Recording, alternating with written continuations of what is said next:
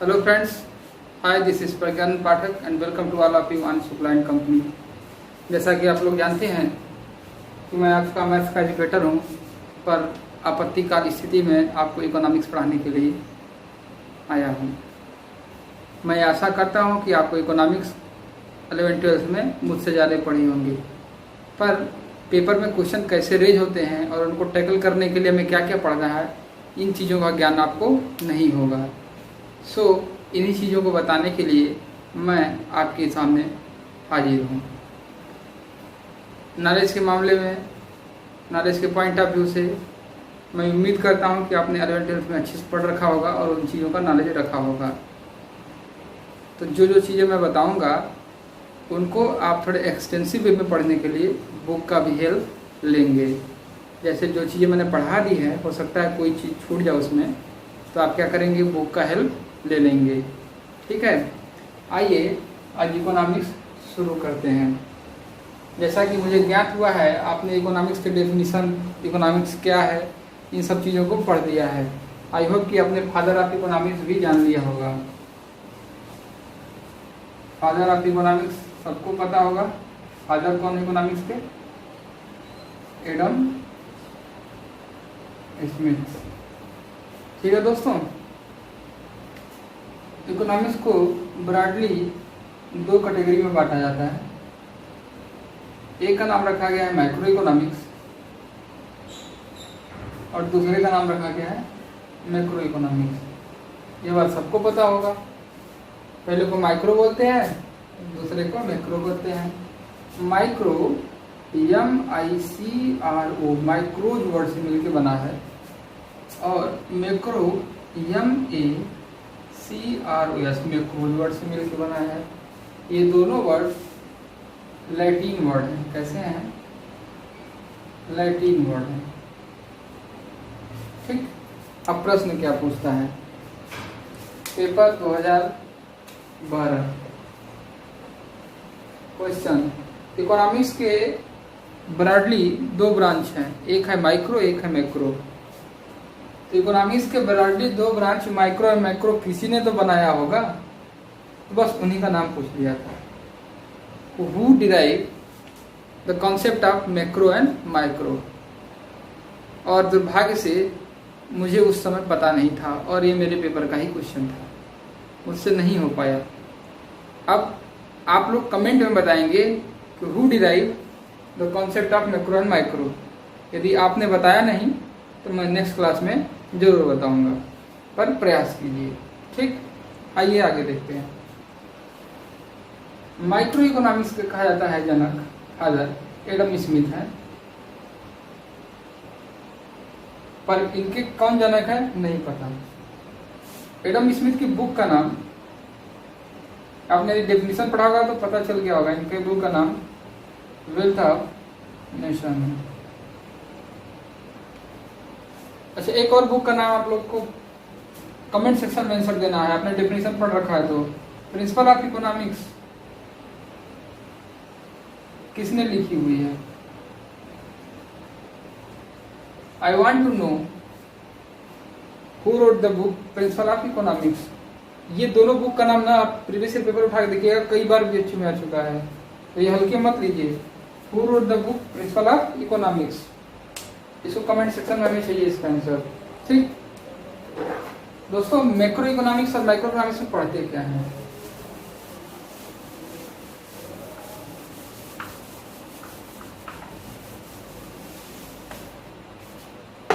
जब individual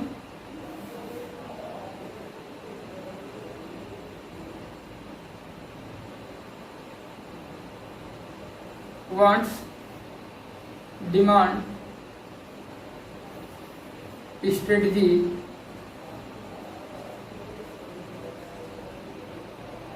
strategy of market, income etcetera, इन जब चीज़ों को हम इंडिविजुअली पढ़ते हैं, किसी एक व्यक्ति के लिए जब इन चीज़ों को पढ़ते हैं, wants, demand, strategy, market, income etcetera, तो इसको इंडिविजुअली जो पढ़ने का कॉन्सेप्ट होता है वो मैक्रो इकोनॉमिक्स का होता है। इसमें हमें प्रिंसिपल सिखाया जाता है। क्या सिखाया जाता है? प्रिंसिपल। फार्मूले, पर इन प्रिंसिपल फार्मूलों का पढ़ के करेंगे क्या? करेंगे ना दोस्तों। जब यही चीज बड़े स्तर पर हो जाता है, इसको माइक्रो को स्मॉल बोलते हैं और मैक्रो क्या बोलते हैं? Large. Study at a whole, जब इन्हीं चीजों का स्टडी एज होल, मतलब पूरे देश के लिए, पूरे राज्य के लिए या बहुत सारे ग्रुप के लिए जब हम ये करते हैं स्टडी, तो ये मैक्रो इकोनॉमी के अंदर आ जाता है। अब इस प्रिंसिपल का इस्तेमाल इसमें हो जाता है, यूज हो जाता है। जैसे यदि मैं सवाल आपको दूं 2 + 5 + 6 - 3 - 2 × 7 ÷ 1, इस तरह से मैं क्वेश्चन दे दूं, तो आपको तो ये एक क्वेश्चन मिल गया है।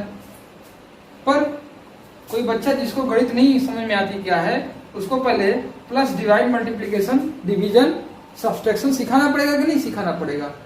तो जो सब्सट्रैक्शन, डिवीजन, मल्टीप्लिकेशन ये सब सिखा रहा हूँ, बार्डमास रूल मैं सिखा रहा हूँ, वो बार्डमास रूल माइक्रो इकोनॉमिक्स होता है। वो फार्मूले, वो थ्योरी, वो कॉन्सेप्ट। पर उसी बार्डमास रूल का इस्तेमाल करके हम जब सवाल को सॉल्व कर लेंगे तो ये मैक्रो इकोनॉमी में आ जाता है। इसी तरह से इन सभी चीजों का पढ़ के, demand, supply, market, income, cost, production, function, सब कुछ पढ़ के हम इस्तेमाल कर लेते हैं कहाँ पे? जब किसी देश के इकोनॉमी के बारे में, पूरे विश्व की इकोनॉमी के बारे में, किसी राज्य की इकोनॉमी के बारे में, तब हमारा मैक्रो इकोनॉमिक्स होता है। ठीक, तो ये माइक्रो और मैक्रो का कंसेप्ट था। पर इकोनॉमिक्स से इतर, इकोनॉमिक्स से परे मैं आपको माइक्रो और मैक्रो थोड़ा सा और सिखाता हूँ क्या है। माइक्रो और मैक्रो दोस्तों एक रिलेटिव कॉन्सेप्ट होता है। क्या होता है? एक रिलेटिव कॉन्सेप्ट होता है। माइक्रो और मैक्रो कैसा है? रिलेटिव कॉन्सेप्ट है। अब मैं कहूँ रिलेटिव कॉन्सेप्ट है तो आप घबरा मत जाना, भाई रिलेटिव कॉन्सेप्ट क्या हो गया।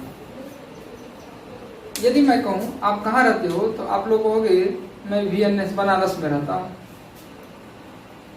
मैं कहूँ आप किस राज्य में रहते हो, तो आप कहोगे यूपी में रहता हूँ। अब मैं पूछूं इसमें से छोटा कौन बड़ा कौन, तो आप कहोगे ये बड़ा है, यानी ये मैक्रो हो गया और ये क्या हो गया? माइक्रो हो गया। ठीक, अब इसको भूल जाओ। मैं कहूँ आप किस स्टेट में रहते हो, आप कहोगे यूपी में। मैं कहूँ यूपी कहाँ है, तो आप कहोगे इंडिया में। यूपी कहाँ है? इंडिया में यूपी। आप बताना, मैं कहूँ कौन माइक्रो कौन मैक्रो, तो आप कहोगे ये माइक्रो है और ये मैक्रो है। मैं कहूँगा क्या झूठ बोल रहे हो, अभी तुमने कहा ये मैक्रो, अभी कह रहे हो माइक्रो है। कहोगे नहीं सर, इसके रिस्पेक्ट में तो ये छोटा है, भले इसके रिस्पेक्ट में ये बड़ा है। मतलब कोई एक चीज माइक्रो या मैक्रो हो सकती है, बस हमें स्टडी ये करना होता है कि हम किससे कंपैरिजन कर रहे हैं, किससे रिलेटिविटी में उसको देख रहे हैं। इस हिसाब से एक ही चीज माइक्रो हो सकती है, मैक्रो हो सकती है। उसी तरह से इनकम, जब किसी एक व्यक्ति के बारे में हम बात करेंगे तो वह इंडिविजुअल इनकम कहलाएगी, जो माइक्रो होगी। लेकिन यदि इनकम किसी बड़े ग्रुप के बारे में बात करेंगे, हो सकता है किसी राज्य के बारे में बात कर रहे हो, किसी देश के बारे में बात कर रहे हो, तो वो क्या हो गया? मैक्रो हो गया। आशा करता हूं दोस्तों आपको माइक्रो और मैक्रो समझ में आ गया होगा। जो बच्चे इकोनॉमिक्स नहीं पढ़े 11th-12th में, उन्हें भी अब माइक्रो या मैक्रो समझ में आ गया होगा। दोस्तों इसको हिंदी में विष्टि समष्टि बोलते हैं, पर आप जब पढ़े नहीं है तो इसको माइक्रो मैक्रो ही सीख के चलिए, क्योंकि बच्चों के बाद आप विष्टि समष्टि करेंगे तो अच्छा नहीं लगेगा ना। उस रेपुटेशन, उस यूनिवर्सिटी का भी तो हमें ध्यान रखना है। आइए, मैं नहीं कहता कि गलत है बोलना है, उसमें बेइज्जती है बोलना है, I am sorry for that, ये कहने का अर्थ नहीं है। लेकिन हाँ, अब विष्टि समष्टि कहेंगे उससे आसान बोलने में मैक्रो माइक्रो लग रहा है। ठीक है, I am not that personality who degrade any language. किसी भाषा का कोई भी व्यक्ति इतना बड़ा नहीं हो सकता कि किसी भाषा का वो अपमान कर सके। ठीक है, तो डोंट बी इमोशनल। आइए अब आगे देखते हैं। इनका स्टडी आपने पढ़ दिया होगा कि स्टडी कैसे करते हैं, इंडक्टिव मेथड क्या है, डिडक्टिव मेथड क्या है। ठीक है, आइए टाइप ऑफ इकोनॉमी देखते हैं। आपके एग्जाम में टाइप ऑफ इकोनॉमी से भी क्वेश्चन आया हुआ है।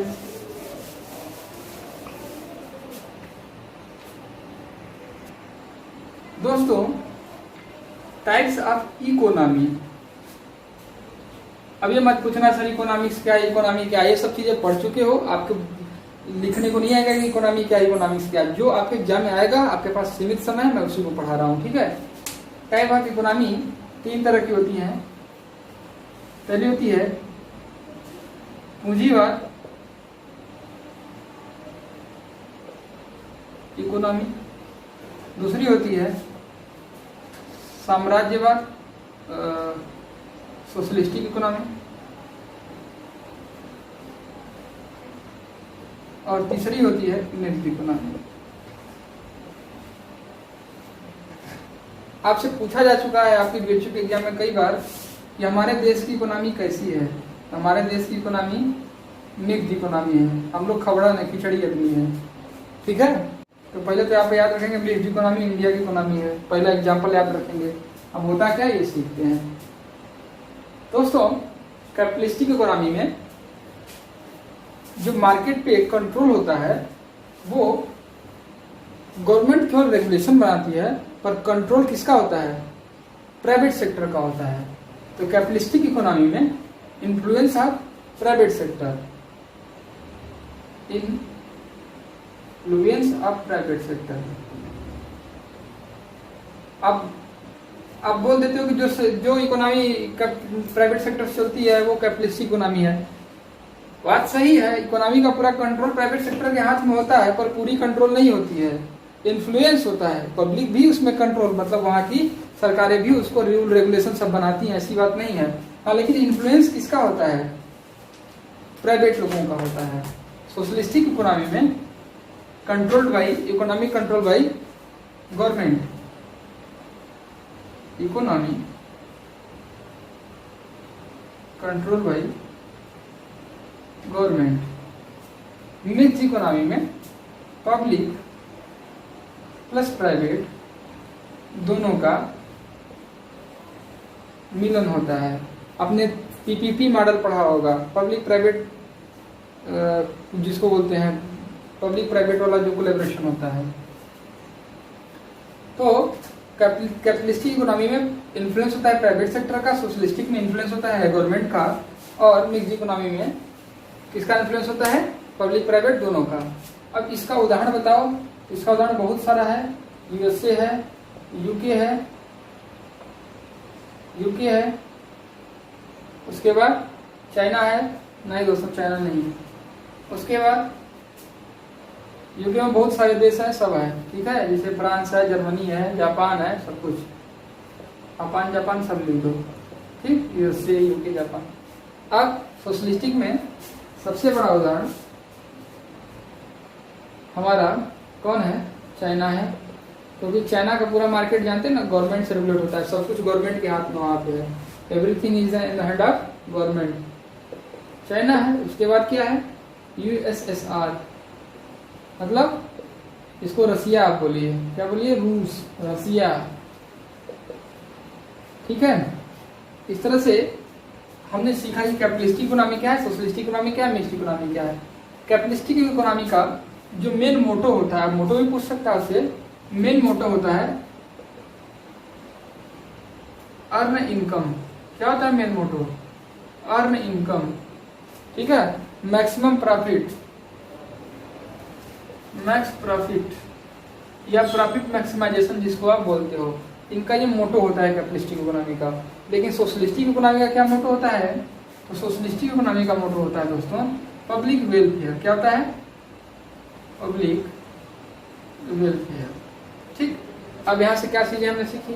कैपिटलिस्टिक इकोनॉमी में इन्फ्लुएंस होता है प्राइवेट सेक्टर का, गवर्नमेंट का बहुत हल्का सा रोल होता है, ठीक है। ये यूएसए, यूके, जापान, इन सबकी जो इकोनॉमीज हैं, मोस्टली डेवलप्ड कंट्री की इकोनॉमी होती है कैपिटलिस्टिक इकोनॉमी। लेकिन मैं ये नहीं कहता, डेवलप कंट्री रसिया भी मानी जाती है, पर उसका सोशलिस्टिक इकोनॉमी है, ठीक है। Socialistic economy control by government, और चाइना, रसिया, ये इसका उदाहरण है। मिक्स्ड इकोनॉमी हमारा इंडिया का है, जिसमें पब्लिक प्राइवेट दोनों का रोल होता है बराबर बराबर। कैपिटलिस्टिक इकोनॉमी का जो मोटो होता है वो अर्न इनकम प्रॉफिट मैक्सिमाइजेशन होता है, ठीक है। सोशलिस्टिक इकोनॉमी में पब्लिक वेलफेयर इनका मानना है, मोटो इनका ही होता है कि हमें पब्लिक वेलफेयर करना है, ठीक है। और मिक्स्ड इकोनॉमी में गवर्नमेंट अपना काम करती है, जिसमें अस्पताल, चिकित्सा, रोड, ये सारी सुविधाएं हमें क्यों दे रहा है, पब्लिक दे रहा है। पर प्राइवेट चीज भी साथ में पैरेलल देखने को मिलती हैं। जितनी भी ऑटोमोबाइल्स कंपनी हो, बीएसएनएल के साथ में, बीएसएनएल पब्लिक है, उसके साथ जितने भी हैं सब क्या है, प्राइवेट सेक्टर को भी हमने इन्वॉल्व कर रखा है। जितने भी एजुकेशनल इंस्टीट्यूशन है प्राइवेट वाले, उनको भी इन्वॉल्व कर रखा है। प्राइवेट हॉस्पिटल्स भी हैं गवर्नमेंट के साथ। इस तरह से पब्लिक प्लस प्राइवेट दोनों का मिक्सचर है हमारा इंडियन इकोनॉमी। यहाँ से क्वेश्चन आपके पेपर में आ चुका है, ठीक है। पेपर आप देखिएगा। आइए अब थोड़ा सा देखते हैं इकोनॉमिक्स का टाइप क्या है। जब हम किसी चीज का अध्ययन करते हैं, ठीक है, क्या करते हैं, स्टडी करते हैं, तो उसमें हम दो चीजें बनाते हैं। एक हमारा आता है प्लान,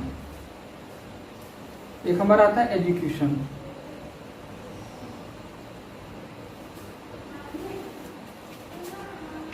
ज्यादातर देखा गया हमारा जो एजुकेशन होता है वो प्लान के पैरेलल नहीं चल पाता है। यदि प्लान के पैरेलल एजुकेशन हो तो हमें डिजायर रिजल्ट मिलता है।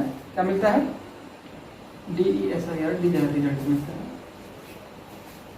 वहां पे आइडियल अप्रोच का जन्म होता है। क्या होता है, आइडियल अप्रोच का जन्म होता है। अब आप कहोगे ये क्या सिखा रहे हैं, मैनेजमेंट सिखा रहे हैं क्या? नहीं, देखो मैं कुछ सुधारा सिखाने वाला हूँ, पर एग्जाम्पल में इसी तरह समझाने की कोशिश कर रहा हूँ ताकि आपको कॉन्सेप्ट समझ में आ जाए। देखो मैं ये कहने की कोशिश कर रहा हूँ कि दिमाग में हमारे क्या होता है कि एक आइडियल अप्रोच होता है। अब उदाहरण सिंपल सा दिमाग में बता देते हैं। हमारे यहाँ संस्कृति में, हमारे यहाँ भारत में, देश में भगवान राम को सर्वोत्तम माना गया है। क्या माना गया है, पुरुषोत्तम माना गया है। यदि आदमी भगवान राम की तरह हो तो वो आदर्श हो जाता है। क्या कोई भगवान राम बन सकता है? नहीं बन सकता है। तो जो चीजें आदर्श की स्थिति में हो उसको नॉर्मेटिव बोलते हैं। इकोनॉमिक्स का नॉर्मेटिव एस्पेक्ट होता है। और जो चीजें वास्तव में होती हैं उसको बोलते हैं पॉजिटिव। यानी आपसे मैं बोलूं इकोनॉमिक्स के दो एस्पेक्ट है, एक पॉजिटिव एस्पेक्ट, एक नॉर्मेटिव एस्पेक्ट। पास्ट स्टडी के बाद जो एस्पेक्ट आते हैं, जो हमारे रिजल्ट आते हैं, वो पॉजिटिव होते हैं और एक नॉर्मेटिव होता है।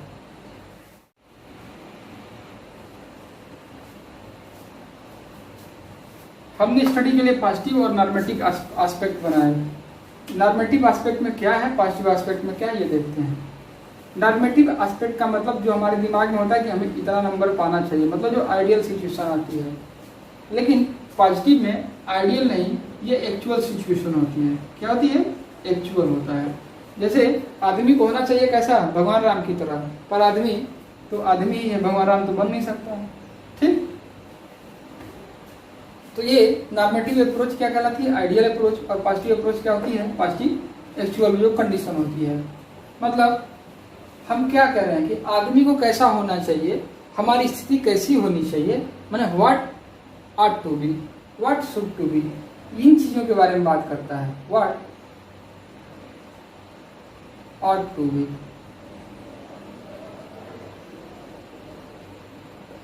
what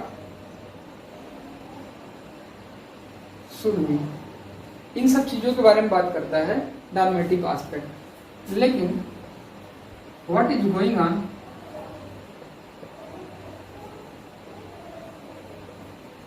यानी प्रेजेंट कंडीशन, इनके बारे में कौन बात करता है, पॉजिटिव एस्पेक्ट बात करता है। अब आप बताओ ज्यादा साइंटिफिक ये रहेगा कि ये रहेगा? भाई हमने स्टडी किया, हमने सब कुछ देखा, हम देख रहे हैं सब कुछ, तो वहां से हमको डाटा मिल सकता है। डाटा से हम क्या कर सकते हैं, वैल्यूएशन कर सकते हैं। तो ये साइंटिफिक हुआ। पर यहाँ ना हमको डाटा मिलता है ना हम उसका वैल्यूएशन करते हैं, तो ये साइंटिफिक नहीं होता है, ये साइंटिफिक होता है। अब बताओ वैल्यू जजमेंट किससे करोगे, आइडियल से करोगे कि एक्चुअल से करोगे? बताओ आप, वैल्यू कहाँ जज करते हो? वैल्यू हम आइडियल से कंपेरिजन करके करते हैं ना, तो यहाँ वैल्यू जजमेंट की बात होती है।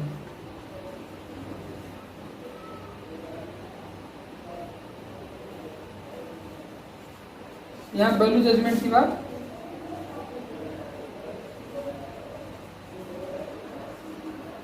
नहीं होती है यहाँ पे, यानी वैल्यू जजमेंट कहाँ पे है, नॉर्मेटिव में, वैल्यू जजमेंट नहीं है पॉजिटिव में। तो हमने इकोनॉमिक स्टडी के दो एस्पेक्ट देखे, जो चीज़ें होनी चाहिए थी और जो चीज़ें हुई। जो होनी चाहिए थी वो आइडियल कंडीशन थी, मतलब what to do, what are to do, what should to do, ये चीज़ें नॉर्मेटिव में चली गई। और जो चीज़ें हुई वो पॉजिटिव में आई, उनके पास डाटा है जो हो रहा है प्रेजेंट कंडीशन में, उनका वैल्यूएशन करते हैं, साइंटिफिक हम स्टडी कर पाते हैं, इनका वैल्यूएशन नहीं करते, साइंटिफिक स्टडी नहीं हो पाता है। वैल्यू जजमेंट ये देते हैं क्योंकि इन्हीं से कंपेरिजन किया जाता है किसी चीज़ों का, पर ये वैल्यू जजमेंट नहीं देते, ये तो एक्चुअल है, वैल्यू क्या जज करेंगे। ठीक है, इस तरह से हम नॉर्मेटिव और पॉजिटिव एस्पेक्ट को देखते हैं। आइए अब आगे का कॉन्सेप्ट देखते हैं।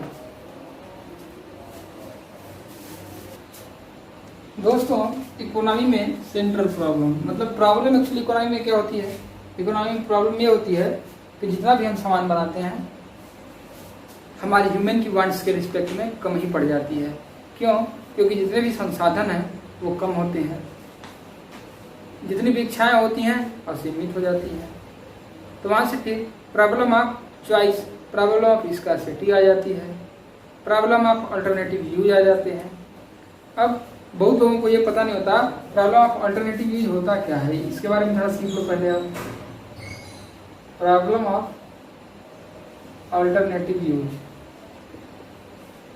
मतलब कहते हैं कि किसी भी चीज़ के जगह पे दूसरी चीज़ें यूज करने के लिए जिन चीज़ों का हमें ऑप्शन मिलता है हम उसके में दिक्कत महसूस करते हैं, कंफ्यूज आ जाते हैं क्या यूज करें क्या नहीं, तो वहाँ प्रॉब्लम ऑफ चॉइस आ जाता है, प्रॉब्लम अल्टरनेटिव आता है। ऐसा कुछ नहीं है, पहले सुनिए।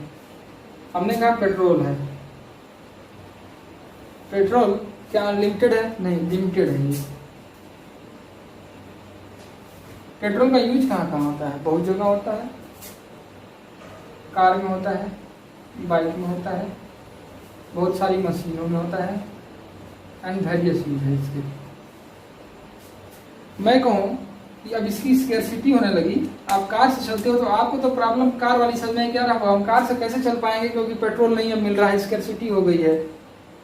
लेकिन वास्तव में प्रॉब्लम कार में ही नहीं आई है, प्रॉब्लम बाइक के साथ वालों के लिए है, मशीन वालों के लिए है, और जहां जहां पेट्रोल होता है वहां के लिए है। तो कार के अलावा अन्य जगह भी यूज हो रहा है पेट्रोल, तो इसी को बोलते हैं प्रॉब्लम ऑफ अल्टरनेटिव यूजेज। कि हम तो कार यूज कर रहे हैं तो हमको तो पता चल रहा है भाई जी कार में दिक्कत है, पर कार में नहीं, कार के साथ जितनी चीजें उस चीजों से जो चीजें जुड़ी हुई हैं, those thing which are linked with the petrol, all the problem of economics come with them. Problem of जो इकोनॉमी है सबके साथ फिर आएगी। ठीक है, तो यह प्रॉब्लम ऑफ अल्टरनेटिव यूज। आइए सेंट्रल प्रॉब्लम ऑफ इकोनॉमी देखते हैं। इकोनॉमी की क्या क्या प्रॉब्लम है आप देख लीजिए। इकोनॉमी की प्रॉब्लम है, इकोनॉमी की मेन प्रॉब्लम है आपकी जो ह्यूमन वांट्स है वो क्या है, अनलिमिटेड है, और रिसोर्सेस क्या है, लिमिटेड है। प्रॉब्लम ऑफ अल्टरनेटिव यूज आ जाती है, ये प्रॉब्लम ऑफ इकोनॉमिक्स है। लेकिन इन्हीं को देखते हुए सेंट्रल प्रॉब्लम ऑफ इकोनॉमी क्या होती है वो देखते हैं। दोस्तों, जब कोई भी व्यक्ति कुछ करने की कोशिश करता है, इकोनॉमी रिलेटेड कोई भी एक्टिविटी करता है, उसके साथ मेन चीज प्रॉब्लम ये होती है कि हम क्या बनाएं, किसके लिए बनाएं और कैसे बनाएं। मतलब क्या बनाए का मतलब जिस चीज़ों का वो प्रोडक्शन करना चाहता है क्या उस मार्केट के लिए वो परफेक्ट है। आप किसी गांव में चले जाइए जहाँ पे सुविधा नहीं है बेसिक चीज़ों की, वहाँ पे आप मॉल खोल लीजिए कि ये यहाँ पे आके लोग पिक्चरें देखेंगे। अब आप बताइए आपने क्या किया, आपने तो भयंकर कर डाला। बंदे के पास खाने जीने के लिए बेसिक नीड्स, बेसिक एम्यूनिटीज़ नहीं अवेलेबल हैं, और आपने वहाँ पे मॉल में थिएटर में मूवी दिखाने के लिए, मॉल में कपड़ों खरीदने के लिए, गेम खेलने के लिए, एंजॉय करने के लिए आपने खोल रखे हैं। क्या वहाँ जाएंगे?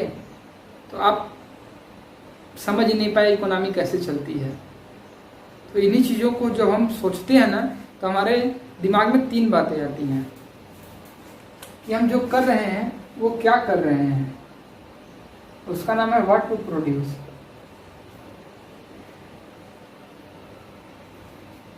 फिर दिमाग में आता है यदि हम ये प्रोड्यूस कर रहे हैं तो किसके लिए प्रोड्यूस कर रहे हैं, फॉर whom टू प्रोड्यूस।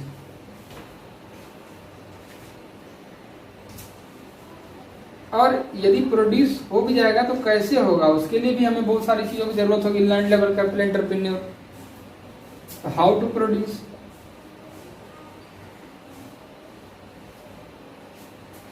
इस तरह से प्रोडक्शन ऑफ फंक्शन कितने होते हैं, इंटर वाले बच्चे बोलेंगे 3 लैंड लेवल कैपिटल, बहुत बोलेंगे 4 लैंड लेवल कैपिटल एंटरप्रेन्योर, लेकिन होते कितने हैं 5, लैंड लेवल कैपिटल एंटरप्रेन्योरशिप और ऑर्गेनाइजेशन, ये 5 होते हैं। एमकॉम जिनको इंटरेस्ट देना याद रखेंगे, BHU MCom production of function 5 consider करता है, और उससे भी कम जो 3 और 4 लगा के आया ना वो पक्का गया है, ठीक है। लैंड लेवल कैपिटल एंटरप्रेन्योरशिप और ऑर्गेनाइजेशन, व्हाट टू प्रोड्यूस और whom टू प्रोड्यूस और हाउ टू प्रोड्यूस, ये सेंट्रल प्रॉब्लम ऑफ इकोनॉमी है। मतलब क्या बनाए, किनके लिए बनाए, और यदि बनाए तो कैसे बनाए। मतलब the right things must be produce with right manner to right people. कोई भी चीज सही लोगों के लिए और सही तरीके से बनाना चाहिए। सही तरीके से बनाने का मतलब बनाने में खर्च नहीं आना चाहिए, कॉस्ट फैक्टर बहुत कंसीडर करता है इसमें। हमारे जो बनाने के तरीके हैं ना वो ऐसा होना चाहिए कि वो इजी हो, चीप एंड बेस्ट जिसको आप बोल सकते हो, ठीक। और जो हम बना रहे हैं ना ऐसा ना हो कि आप पिज्जा बर्गर बना दीजिए गांव में जाके। यदि आप गांव में हैं तो आप चाट फुल्की ही बनाइए, पिज्जा बर्गर बना के आप फंसने वाले हैं, ठीक है। तो पिज्जा बर्गर बनाना है तो आपको शहर में जाना पड़ेगा, टाउन में जाना पड़ेगा, ठीक। तो आपको मार्केट यानी वर्क प्लेस आपको करेक्ट चुनना पड़ेगा, वर्क प्लेस। और वर्क प्लेस के रिगार्डिंग ही हमें प्रोडक्ट चुनना पड़ेगा। मतलब a product must be match with the particular place and product must be produce with a particular manner which does not create burden on producer, which does not create burden on entrepreneur. That must be economic. वो economic होना चाहिए, cheap and best होना चाहिए। आप समझ गए होंगे कि सेंट्रल प्रॉब्लम इकोनॉमिक क्यों है ये। आई होप कि आप समझ गए होंगे। 3 मेन प्रॉब्लम है, what to produce, how to produce and for whom to produce और हाउ टू प्रोड्यूस। आइए अब इसके बाद की चीजें लास्ट बचती हैं आपके लिए, वो शुरू होती है हाउ टू प्रोड्यूस से रिलेटेड होती हैं वो। और हाउ टू प्रोड्यूस से प्रोड्यूस कैसे करें, चीप और बेस्ट तरीका हो, उसमें किन बातों का ध्यान रखना पड़ता है, उसको हम कहते हैं production possibility curve, production possibility front line, production possibility boundary, ठीक है।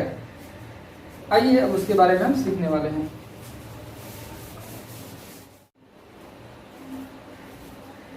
दोस्तों कुछ टेक्निकल इशू आ रहे हैं जिससे कि क्लास में आगे नहीं फर्दर कर पा रहा हूँ continue, so I am sorry.